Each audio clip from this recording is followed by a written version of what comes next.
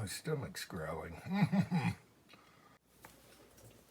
Hello, this is Uncle Jim, and this video was for Mark, who is MCK on YouTube. And he just got a older mold, the Lyman or Ideal 452488, and asked me how they shot in a Foxtrot Mike AR pistol. I don't know, or I can't remember, and so I do have some data for you. It's not, that bullet isn't in the Lyman 49th, but it is in the Lyman 2nd edition, and it's probably in the casting manual also. Look at that old aim point. So anyway, this is your bullet. Let's do a close-up in case you need data here. You can always do a snapshot. All right, so that's his mold right there. I don't have that mold. I have this one here, the 200 grain, instead of the 195, and they're different. Okay. But anyway, take a snapshot of there now. I'll do a video and we'll test out a few different things. I'll be using Winchester 231 on this bullet, and it has an asterisk next to it saying this is the most accurate at the high end, which I find that a little odd, but maybe I'll do two different loads, okay, with Winchester 231 here. All right, because that's in the hopper of the Dillon. Now, the good news is CW Longshot sent me some of these, and I was like, well, I'll be darned, I do have your mold here because of CW sent me some of these. Let me do a close-up, and I'll show you some different bullets and different things. And so we can try that out. I have a brand new red dot on the Foxtrot, so I need to sight it in. I'm going to sight it in for 200 grain truncated cone Lee, which is my go-to.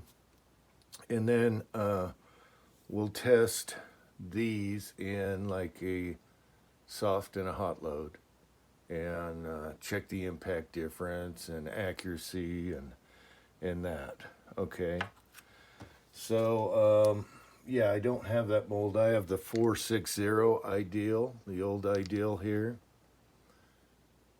Okay, 452460. Now I haven't, here's the bullet.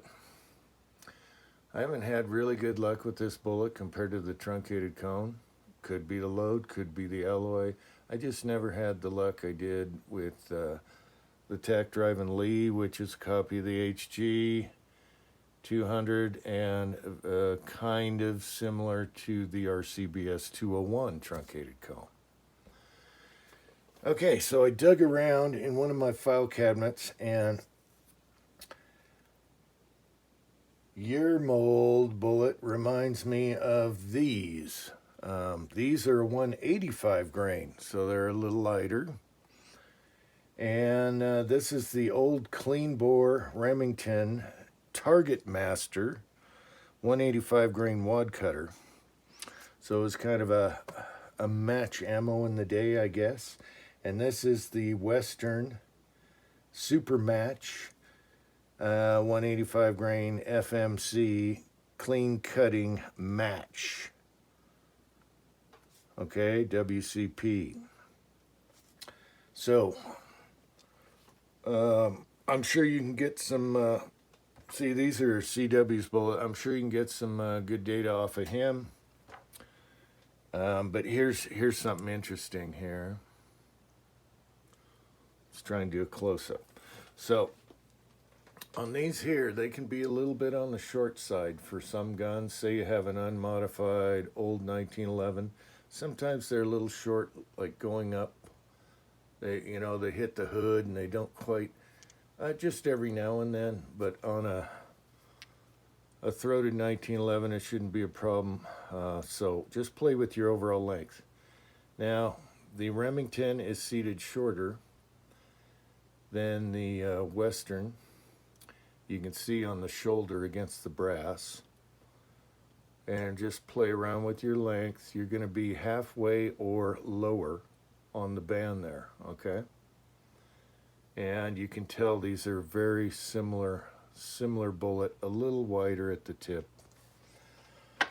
But loading's about the same on all these kind of bullets. All right. Another interesting thing is you see a round ring where the cedar on the Remington was. It's kind of like the Dillon, which has a little hole in the middle of their seating stem, which I never understood. It's for air or some stupid thing. Where the Western has less of a mark, which is hardly noticeable. All right. Oh, the Western has the old rounded primers. See how round the primer is on the left there? They use the old primers. They work great.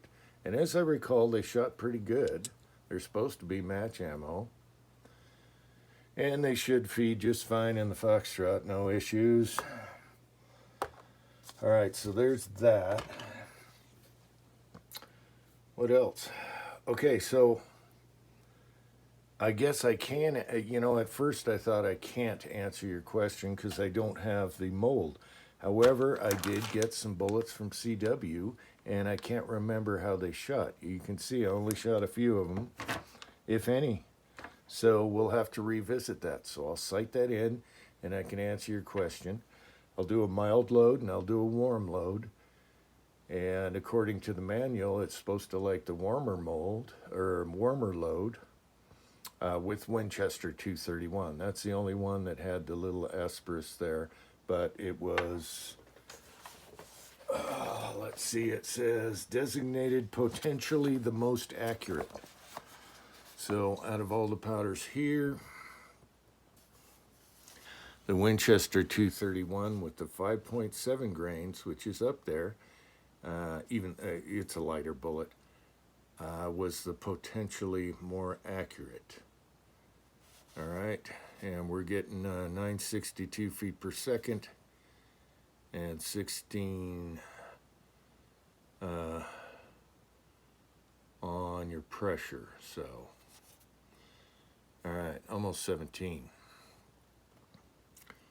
Okay, so if you don't have this manual and you need other goodies, let me know. I just happened to get this manual probably from my uncle from years ago. All right, hope you found that interesting. As I recall, these shot pretty good. They're 185s. Yours are 195. They're going to weigh about a little over 195, as I recall from this, depending on your alloy. And we'll do a little test, an impact test, and then 2 different loads. And then, of course, you can get data from CW, because obviously he has this mold. All right, I usually shoot at least 200 to stay quiet, but we'll put our canner on her and shoot her anyway and find out all that stuff. So I hope you found this interesting. Until next time.